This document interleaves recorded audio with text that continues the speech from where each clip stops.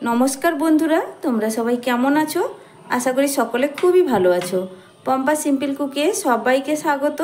आज के आमी तोमादेर संगे खूबी टेस्टी एबं हेल्दी एकटा नास्ता बा टिफिनेर रेसिपि शेयर करब, जेटा तोमरा खूब कम समयेर मध्य और घरे थाका उपकरण दिए खूब सहजेई बानिये निते पारबे। और एई टिफिनटा स्कूल अफिसेर जन्य किन्तु पारफेक्ट एकटा रेसिपि बा टिफिन रेसिपि। आमी किभाबे सहज पद्धतिते एई टिफिनटा बानिয়েছি बंधुरा, तोमरा पुरो भिडियोटा देखते थाको ताहलेई बुझते पारबे। और এই টিফিনটা বানিয়ে ফেললে কিন্তু বাচ্চা থেকে বড় সবাই ভীষণই খুশি হবে, এতটাই টেস্টি হয়। তো বন্ধুরা তোমাদের কাছে একটাই অনুরোধ, ভিডিওটা দেখার সময় তোমরা একটা লাইক দিয়ে ভিডিওটা দেখবে। তোমাদের একটা লাইক আমার নতুন ভিডিও বানাতে উৎসাহ জাগায়। আর রেসিপিটা পুরোপুরি দেখার অনুরোধ রইল। আশা করছি তোমাদেরও ভীষণই ভালো লাগবে। তাহলে চলো বন্ধুরা কথা না বাড়িয়ে তাড়াতাড়ি রেসিপিটা শুরু করি। তো বন্ধুরা দেখো, এই রেসিপিটা বানানোর জন্য প্রথমেই আমি নিয়ে নিয়েছি একটা বড় বাটি। এই বাটির মধ্যে এবার দিয়ে দেব আটা। আজকে আটা দিয়ে আমি টিফিনটা বানাচ্ছি, তো এক বাটি এখানে আটা দিয়ে দিলাম। তবে পরিমাণটা কিন্তু তোমরা যে যার মতো করে নিয়ে নিবে। এবার দিয়ে দিচ্ছি স্বাদ মতো লবণ। তবে বন্ধুরা আটা ছাড়া ময়দা দিয়েও বানিয়ে নিতে পারো, কিন্তু আটাটা একটা হেলদি অপশান। আটা দিয়ে বানালে খুবই হেলদি হয় রেসিপিটা। এবার দিয়ে দেবো দেখো চা চামচের 1 চামচ চিনি। আর এই চিনিটা দিলে কিন্তু খেতে ভীষণই ভালো লাগবে। তবে চিনি যারা মিষ্টি পছন্দ করো না তারা স্কিপ করতে পারো। তারপরে দেখো বন্ধুরা দিয়ে দিচ্ছি সামান্য একটু কালো জিরে, চা চামচের 1/2 চামচ মতো হবে। অল্প একটু কালো জিরে এর মধ্যে দিয়ে দিলাম। কালো জিরেটা দিলে কিন্তু খেতে খুবই ভালো লাগে। আর তোমরা চাইলে সামান্য একটু জোয়ানও দিতে পারো, তো আমি এখানে শুধুমাত্র কালো জিরে দিচ্ছি। আর দিয়ে দেবো এখানে সামান্য একটু হলুদ। আর হলুদটা দিলে কালারটা খুবই সুন্দর আসবে। দেখো বন্ধুরা একদম সামান্য একটু হলুদটা দিলাম শুধুমাত্র কালারের জন্য। আর বন্ধুরা আমি এখানে যে পরিমাণ চিনি দিয়েছি, আর এটা কিন্তু খেতে মিষ্টি হবে না, কিন্তু টেস্টটা খুবই ভালো আসবে। এবার শুকনো উপকরণগুলো বন্ধুরা আগে মিশিয়ে নিচ্ছি ভালো করে। তো বন্ধুরা শুকনো উপকরণগুলো ভালো করেই মিশিয়ে নেওয়া হয়ে গেছে। এবার আমি ময়ানার জন্য দিয়ে দিচ্ছি 2 চামচ তেল। তবে খুব বেশি তেল দিচ্ছি না, একদমই অল্প পরিমাণ। আর এই পরিমাণ তেলটা দিলে টিফিনটা কিন্তু ভীষণই খাস্তা হবে, খেতে খুবই ভালো লাগবে। তেলটা দেওয়ার পর আবারও ভালো করে আমি আটার সঙ্গে মিশিয়ে নিচ্ছি। তো বন্ধুরা আমি এখানে যে ময়ানার জন্য তেলটা ব্যবহার করলাম, এতে খাস্তা হবে ভীষণ। তো তোমরা তেল ছাড়াও বানিয়ে নিতে পারো। যদি ময়ামটা দিতে না চাও, তেলটা সামান্য পরিমাণ ব্যবহার না করতে চাইলেও কিন্তু কোনো অসুবিধা নেই, টিফিনটা কিন্তু খুব ভালোভাবে রেডি হবে। তবে একটু খাস্তা বানানোর জন্য তেলটা আমি একটু দিয়ে দিলাম। এবার ভালো করে আমি মিশিয়ে নিচ্ছি। আর যত ভালো করে মেশানো হবে, ময়ামটা দেওয়া হবে, ততটা কিন্তু ভালো হবে খেতে। আমার চ্যানেলে নতুন কেউ বন্ধু হয়ে থাকলে আমার রেসিপি যদি তোমাদের ভালো লেগে থাকে, তাহলে বন্ধুদের কাছে একটাই অনুরোধ, প্লিজ একটা লাইক করে দেবে। আর এইভাবে সহজ সহজ রেসিপি পাওয়ার জন্য চ্যানেলটিকে অবশ্যই সাবস্ক্রাইব করে রাখতে হবে। আর পাশে থাকা বেল আইকনটা প্রেস করে রাখবে। যখনই আমি এইভাবে নিত্য নতুন ভিডিও আপলোড করব, তোমাদের কাছে নোটিফিকেশান পৌঁছে যাবে। তো দেখো বন্ধুরা আমি খুব ভালো করেই মিশিয়ে নিয়েছি। আর আমার পুরনো বন্ধুদেরকে তো আমি অসংখ্য অসংখ্য ধন্যবাদ জানাই। তো প্রত্যেক দিনের মতো একটাই কথা বলবো, তোমরা অনেকটাই আমাকে সাপোর্ট করো, অনেকটাই ভালোবাসা দাও। তার জন্য কিন্তু বন্ধুরা আমি কাজ করার উৎসাহ পাই। তো তোমাদের কাছেও একটা অনুরোধ বন্ধুরা, ভিডিওটা একটা লাইক করে দেবে। একটা লাইক আমার নতুন ভিডিও বানাতে উৎসাহ জাগায়। তো এবার দেখো ভালো করেই ময়াম দেওয়া হয়ে গেছে। এবার অল্প অল্প করে জল দিয়ে আমি যেইভাবে রুটির ডো বানানো হয় ঠিক সেইভাবে কিন্তু একটা ডো রেডি করব। আর এই জলটা এখানে আমি বন্ধুরা ঈষদুষ্ণ গরম জল নিয়েছি, একদম কিন্তু ঠান্ডা না, কিন্তু আঙ্গুল একটা ডোবানো যাচ্ছে ঠিক এই রকম। অল্প অল্প জল দিয়ে আমি মিশিয়ে নিচ্ছি। আর এইভাবে ঈষদুষ্ণ গরম জলটা দিলে খুবই ভালো হয় টিফিনটা। তো দেখো অল্প অল্প করে জল দিয়ে আমি মিশিয়ে নিচ্ছি। তো বন্ধুরা দেখো এখানে আটার ডোটা কিন্তু একদম সুন্দর করেই আমার মেখে নেওয়া হয়ে গেছে। আর যেইভাবে আমরা রুটির জন্য ডো রেডি করি ঠিক সেইভাবে কিন্তু ডোটা রেডি করে নিয়েছি। তো বন্ধুরা এবার ঢাকা দিয়ে রেখে দেবো 5-6 মিনিটের জন্য। তো 5-6 মিনিট রাখলেই হবে, এর থেকে বেশি রাখার প্রয়োজন নেই। তো বন্ধুরা এখানে আমি একটা সবজির পুর বানিয়ে নেব। তার জন্য গ্যাসে একটা কড়াই বসিয়ে দিয়েছি। দিয়ে দিচ্ছি আমি 2 টেবিল চামচ তেল। তো সাদা তেল দিয়ে দিলাম। এবার দিয়ে দিচ্ছি কুচনো পেঁয়াজ। তো একটা বড় সাইজের পেঁয়াজ কুচিয়ে রেখেছিলাম। আর নিয়েছিলাম 2টো কাঁচা লঙ্কা কুচনো। তো প্রথমে পেঁয়াজ আর লঙ্কাটাকে দিয়ে দিলাম। 4-5 সেকেন্ড মতো হালকা একটু নাড়াচাড়া করে নেব। খুব বেশি কিন্তু ভাজার প্রয়োজন নেই। আর এই পুরটা খুবই সহজভাবেই বানিয়ে দেখাচ্ছি ঘরে থাকা উপকরণ দিয়ে। তো পেঁয়াজটা হালকা ভাজা হয়ে গেছে, এর থেকে বেশি ভাজার প্রয়োজন নেই। দিয়ে দিচ্ছি এবার বাঁধাকপি।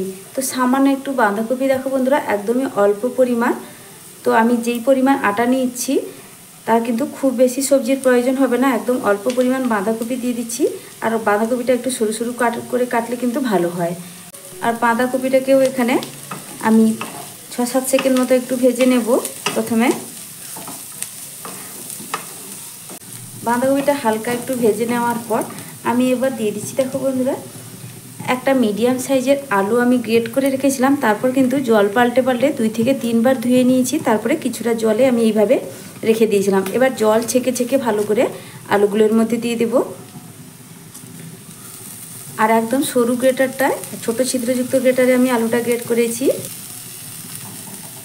সঙ্গে দিয়ে দিচ্ছি একটা ছোট সাইজের গাজর গ্রেট করা, একটা মাঝারি সাইজের কুচনো টমেটো। আর টমেটোর দানাগুলো কিন্তু আমি এখানে বাদ দিয়ে দিয়েছি। তারপর এখানে দিয়ে দিচ্ছি স্বাদ মতো লবণ, দিয়ে দিচ্ছি সামান্য একটু হলুদের গুঁড়ো, চা চামচের 3 ভাগের 1 ভাগ, একদমই অল্প পরিমাণ। দিয়ে দিচ্ছি সামান্য একটু ঝাল লঙ্কার গুঁড়ো। তো ঝালটা কিন্তু যে যেরকম পছন্দ করো সেই ভেবে দেবে। এখানে আমি কাঁচা লঙ্কা আগে ব্যবহার করেছিলাম, সেই জন্য লঙ্কার পরিমাণটা কিন্তু খুবই কম ব্যবহার করলাম। আর দিয়ে দিচ্ছি সামান্য একটু জিরের গুঁড়ো। এবার সব কিছু ভালো করে আমি মিশিয়ে নেব।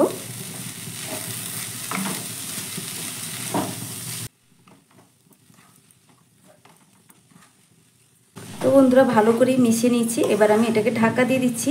আর এই পুরটা কিন্তু ভীষণই টেস্টি হয়। তো ঢাকাটা, গ্যাসের ফ্লেমটা কিন্তু আমি মিডিয়ামে রেখেছি। আর ঢাকা দিচ্ছি 1 মিনিটের জন্য। তো আবারও ঢাকাটা খুলে নিলাম বন্ধুরা। আর এইভাবে কিন্তু ঢাকা আমি মাঝে 2 বার মতো আরও দিয়েছিলাম। তো এটা কিন্তু 3 বারের বার ঢাকাটা আমি খুলে নিলাম। পুরটা এবার কিন্তু একদমই রেডি। তো এইভাবে 2 থেকে 3 বার তোমরা ঢাকা দিয়ে সবজিটাকে ভেজে নেবে। এতে সবজিটা কিন্তু খুব সুন্দরভাবেই সেদ্ধ হয়ে যাবে আর ভাজা ভাজা হয়ে যাবে। তো দেখো এখানে সবজিটা খুব সুন্দরভাবেই আমার রেডি হয়ে গেছে। এবার সব শেষে বা নামানোর আগে দিয়ে দিচ্ছি 1/2 চামচ গরম মশলা। গরম মশলাটা দিয়ে ভালো করে মিশিয়ে নেব। তারপরে কিন্তু পুরটা আমার একদমই রেডি। এবার সবজির পুরটাকে আমি একটা প্লেটের মধ্যেই তুলে নিচ্ছি। এবার দেখো বন্ধুরা, আমি যে আটাটা মেখে রেখেছিলাম, এবার ঢাকনাটা আমি সরিয়ে নিচ্ছি। তারপরে আবারও ভালো করে একবার আটাটাকে আমি মেখে নিচ্ছি। ভালো করে মেখে নেওয়ার পর এখান থেকে আমি কয়েকটা লেচি কেটে নিচ্ছি।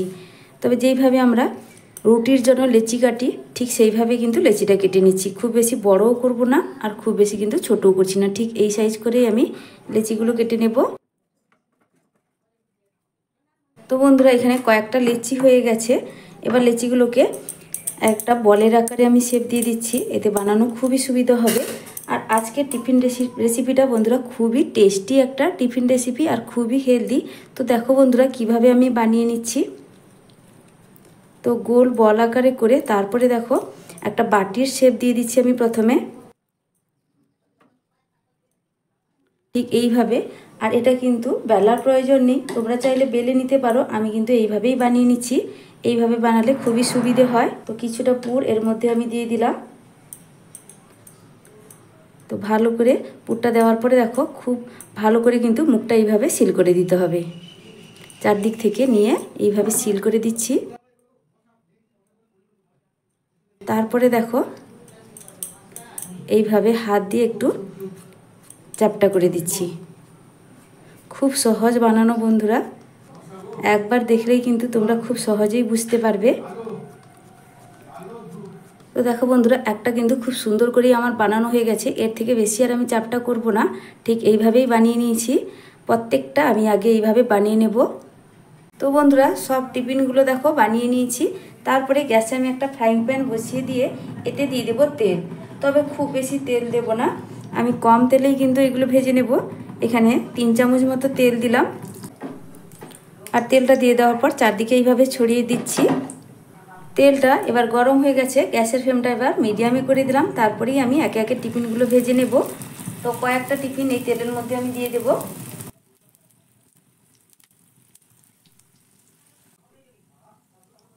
কয়েকটা আমি এর মধ্যে দিয়ে দিচ্ছি। এবার এগুলো এক পিঠ হালকা লালচে ভাজা হয়ে গেলে আমি এবার উল্টে দেব। তো দু পিঠই কিন্তু লাল লাল করে একটু ভেজে নিতে হবে, তবে কি খেতে কিন্তু খুবই ভালো লাগবে। তো এক পিঠ আমি হয়ে গেছে হালকা ভাজা, আমি এবার উল্টে দিচ্ছি। দেখো কালারটা হালকা কালার চলে এসছে।